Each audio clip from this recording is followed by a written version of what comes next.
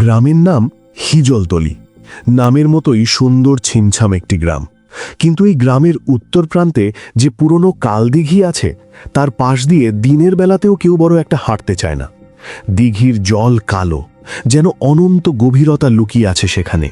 আর সেই দিঘির ঠিক পূর্ব কোণে এক পায়ে দাঁড়িয়ে আছে এক বিশাল তালগাছ। তালগাছটি সাধারণ নয়, এর পাতাগুলো সব সময় শুকনো খসখসে শব্দ করে। বাতাস না থাকলেও মনে হয় কেউ যেন দীর্ঘশ্বাস ফেলছে গাছের উপর থেকে।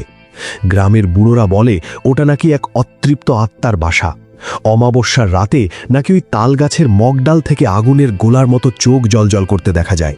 কেউ বলে ওটা শাকচুন্নি, কেউ বলে পেতনি। তবে আসল সত্যটা কেউ জানে না, জানবার সাহসও করে না।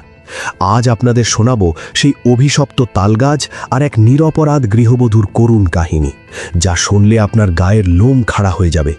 রাতের অন্ধকারে একা থাকলে সাবধান, হয়তো জানলার উপাস থেকেও কেউ আপনার দিকে তাকিয়ে আছে। গল্পে যাওয়ার আগে চ্যানেলটি সাবস্ক্রাইব করে জানান আপনি কোথা থেকে গল্পটি শুনছেন। হিজলতলি গ্রামের এক প্রান্তে বাস করত রতন আর তার স্ত্রী মালতী। রতন ছিল পেশায় দিনমজুর। অন্যের জমিতে খেটে যা রোজগার হতো তা দিয়েই কোনো মতে সংসার চলত। অভাবের সংসার হলেও তাদের সুখের কমতি ছিল না। মালতী ছিল অত্যন্ত লক্ষ্মী স্বভাবের মেয়ে, অল্পতেই তুষ্ট থাকত সে। রতনের হাড় ভাঙা খাটনির পর বাড়ি ফিরে যখন মালতীর হাতের এক গ্লাস জল খেত, তখন তার সব ক্লান্তি দূর হয়ে যেত। কিন্তু সুখের সময় বোধহয় বেশি দিন সয় না। সেই বছর বন্যায় রতনদের পৈতৃক ভিটা নদীর গর্ভে বিলীন হয়ে গেল। মাথা গোজার ঠাঁইটুকু হারিয়ে রতন দিশাহারা হয়ে পড়ল। গ্রামের অবস্থা সম্পন্ন মানুষেরা কেউ তাদের জায়গা দিতে চাইল না। শেষে উপায় না দেখে রতন সিদ্ধান্ত নিল যে কালদিঘির পাড়ে যে পরিত্যক্ত খাস জমি আছে, সেখানেই একটা ছোট্ট কুঁড়েঘর তুলে থাকবে। গ্রামের মুরব্বীরা রতনকে সাবধান করেছিল। রহিম চাচা বলেছিলেন, ওরে রতন, জানের মায়া থাকলে ওই কালদিঘির পাড়ে যাস না। ওই তালগাছটা ভালো নয়, ওখানের বাতাসও বিষাক্ত।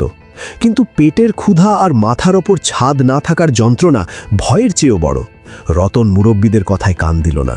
সে ভাবল, গরিবের আবার ভূত, পেটের জ্বালাই সবচেয়ে বড় ভূত। দিঘির পাড়ের নির্জনতায় রতন আর মালতী নতুন করে সংসার পাতল। বাঁশ আর খড় দিয়ে ছোট্ট একটা ঘর তুলল তারা। জায়গাটা অদ্ভুত রকমের শান্ত। দিনের বেলাতেও ঝিঝি পোকা ডাকে, আর ওই তালগাছটা যেন প্রহরীর মতো দিনরাত তাদের ঘরের দিকে তাকিয়ে থাকে। তালগাছের পাতাগুলো এমনভাবে ঝুলে আছে যেন এলোমেলো চুলের রাশি। বাতাসের ঝাপটায় যখন পাতাগুলো নড়ে, তখন মনে হয় কেউ ফিসফিস করে কথা বলছে গাছের উপর থেকে। প্রথম কয়েকদিন ভালোই কাটল, কিন্তু সমস্যা শুরু হলো অমাবস্যার সপ্তাহখানেক আগে থেকে। মালতী দুপুরের দিকে দিঘিতে বাসন মাজতে যেত। রতন কাজে চলে যাওয়ার পর মালতী একাই থাকত সেই নির্জন ভিটায়। একদিন দুপুরে বাসন মাজার সময় মালতীর মনে হলো তালগাছটার উপর থেকে কেউ যেন তাকে দেখছে। সে মুখ তুলে তাকালো, কিন্তু কাউকে দেখতে পেল না। শুধু শুকনো তালপাতাগুলোই অস্বাভাবিকভাবে দুলছিল। মালতী ভাবল মনের ভুল। কিন্তু সেই দিন বিকেল থেকেই মালতীর শরীরটা কেমন ভারী ভারী লাগতে শুরু করলো। সেদিন রাতে রতন বাড়ি ফিরে দেখল মালতী রান্না করেনি।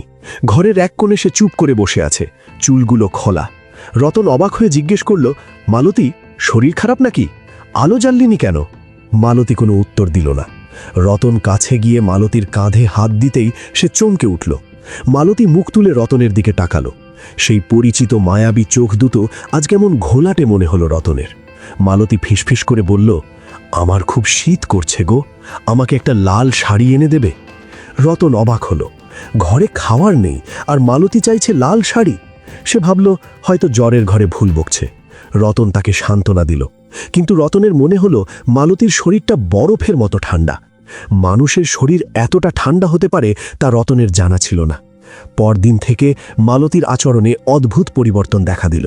যে মালতী আগে মাছের আঁশটে গন্ধ সহ্য করতে পারত না, সে এখন কাঁচা মাছ কাটার সময় অদ্ভুতভাবে মাছের দিকে তাকিয়ে থাকে। একদিন রতন দুপুরে খেতে এসে দেখল মালতী পোড়া বেগুন আর পান্তা ভাত খাচ্ছে, কিন্তু তার খাওয়ার ভঙ্গিটা কেমন যেন গপ গপ করে গিলছে, যেন কতকাল খায়নি। রতন জিজ্ঞেস করলে মালতী খিলখিল করে হেসে উঠল। সেই হাসিতে কোনো প্রাণ ছিল না, ছিল এক অদ্ভুত যান্ত্রিকতা। রতন ভয় পেল, কিন্তু কাউকে কিছু বলতে পারল না। দিন যত যেতে লাগলো, মালতী তত বেশি তালগাছটার প্রতি আসক্ত হয়ে পড়ল। দুপুরে রতন যখন থাকতো না, মালতী গিয়ে বসে থাকতো সেই তালগাছের নিচে, একা কথা বলতো। কার সাথে কথা বলে সে কেউ জানে না, একদিন গ্রামের এক রাখাল ছেলে দৌড়ে এসে রতনকে খবর দিল, ও রতন কাকা, তোমার বউকে দেখলাম ভর দুপুরে তালগাছের মগডালের দিকে তাকিয়ে নাচছে, তুমি বাড়ি যাও, লক্ষণ ভালো ঠেকে না। রতন কাজ ফেলে ছুটে বাড়ি এলো। এসে দেখল মালতী ঘরে নেই। সে দৌড়ে গেল তালগাছের নিচে। দেখল মালতী গাছের গোড়ায় বসে আছে। তার পরনে একটা ছেঁড়া লাল শাড়ি, যেটা সে কোথা থেকে পেয়েছে রতন জানে না। মালতী নিজের মনে বিড়বিড় করছে, আমার সংসার, আমার ঘর, আমি ছাড়ব না। রতন চেঁচিয়ে ডাকল, মালতী। মালতী ধীর গতিতে ঘাড় ঘোরালো। তার চোখ দুটো জবা ফুলের মতো লাল। সে রতনের দিকে তাকিয়ে বলল, মালতীকে? আমি তো ওপরে থাকি, অনেকদিন পর নিচে নামলাম। কি সুন্দর তোমার সংসার রতন, আমাকে তোমার সাথে রাখবে? রতনের বুকের রক্ত হিম হয়ে গেল। সে বুঝতে পারল ওই কালদিঘির শাকচুন্নি তার স্ত্রীকে ভর করেছে। রতন সাহস করে বলল, তুমি কে আমি জানি না, কিন্তু আমার মালতীকে ছেড়ে দাও। আমরা গরিব মানুষ, আমাদের ক্ষতি করে তোমার কি লাভ? মালতীরূপী সেই ছায়া খিলখিল করে হেসে উঠল। সেই হাসি দিঘির জলে প্রতিধ্বনিত হয়ে এক ভয়ানক পরিবেশ তৈরি করল। সে বলল, আমি ক্ষতি করতে আসিনি গো, আমি শুধু একটু সংসার করতে চাই। আমি যখন বেঁচে ছিলাম আমারও শখ ছিল লাল শাড়ি পরার, স্বামী নিয়ে সংসার করার। কিন্তু আমার শাশুড়ি আমাকে পিটিয়ে মেরে ওই তালগাছে ঝুলিয়ে দিয়েছিল। সেই থেকে আমি ওখানে। কতকাল আমি দেখি তোমরা কেমন সুখে থাকো।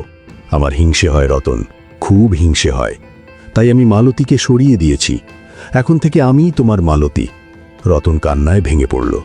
সে হাত জোড় করে বলল, দোহাই তোমার, আমার স্ত্রীকে ফিরিয়ে দাও। তুমি যা চাও আমি তাই দেব, কিন্তু আমার মালতীকে মেরো না। ছায়ামূর্তিটি হঠাৎ রেগে গেল। সে গর্জন করে উঠল, যা চাই তাই দিবি? তাহলে আমাকে তোর আয়ু দে, আমি মানুষ হয়ে বাঁচতে চাই। রতন জানত এ এক অসম্ভব দাবি, কিন্তু সে হার মানল না। সে জানত শাকচুন্নিরা লোহা আর আগুনের ভয় পায়, কিন্তু এই মুহূর্তে তার কাছে কিছুই নেই। রতন কৌশলে বলল, ঠিক আছে, তুমি যা বলবে তাই হবে, কিন্তু আজ রাতে আমি তোমাকে ভালো মন্দ রেঁধে খাওয়াতে চাই। তুমি তো কতকাল ভালো কিছু খাওনি। লোভী শাকচুন্নি সেই প্রস্তাবে রাজি হল। সে ভাবল রতন তাকে মেনে নিয়েছে। মালতীর শরীরেই সে ঘরে ফিরে এলো। রতন সেই রাতে খিচুড়ি রাঁধল, আর রান্নার ভাগে সে লুকিয়ে ঘরের কোণে রাখা পুরনো জং ধরা কাটারিটা আগুনের আঁচে গরম করতে লাগল। বাইরে তখন ঝড় শুরু হয়েছে। তালগাছটা পাগলের মতো দুলছে। বাতাসের শোঁ শোঁ শব্দে মনে হচ্ছে হাজার হাজার প্রেতাত্মা কাঁদছে। খাবার বেড়ে রতন ডাকল, এসো খেয়ে নাও। মালতীরূপী শাকচুন্নি খেতে বসল। সে যখন গোগ্রাসে খাচ্ছিল, রতন তখন মনে মনে ঈশ্বরকে ডাকছে। খাওয়া শেষ হতেই শাকচুন্নি তৃপ্তির ঢেকুর তুলে বলল, খুব ভালো রেঁধেছিস, এবার আয়, আমরা ঘুমাই। রতন বলল, শোয়ার আগে একটা কাজ বাকি আছে। শাকচুন্নি অবাক হয়ে বলল, কি কাজ? রতন ধীর পায়ে এগিয়ে গেল। তার এক হাতে লুকানো সেই গরম কাটারি। সে বলল, মালতীর পায়ে একটা কাঁটা ফুটেছিল, সেটা বের করতে হবে। শাকচুন্নি হেসে বলল, ওসব কাঁটা ফাটা আমার কিছু করতে পারবে না। রতন হঠাৎ সেই গরম কাটারিটা বের করে চিৎকার করে উঠল, তুই আমার মালতী না, তুই যা এখান থেকে। গরম লোখা দেখে শাকচুন্নি চিৎকার করে উঠল। সে মালতীর শরীর থেকে বের হওয়ার জন্য ছটফট করতে লাগল। আগুনের ছ্যাঁকা আর গরম লোহার ভয়ে সে কালো ধোঁয়ার মতো মালতীর নাক মুখ দিয়ে বেরিয়ে আসতে চাইল। ঘর জুড়ে এক পচা আষ্টে গন্ধ ছড়িয়ে পড়ল। মালতীর শরীরটা ধনুকের মতো বেঁকে গেল। এক অমানবিক চিৎকারে কেঁপে উঠল পুরো গ্রাম। মনে হলো যেন আকাশ ভেঙে পড়েছে।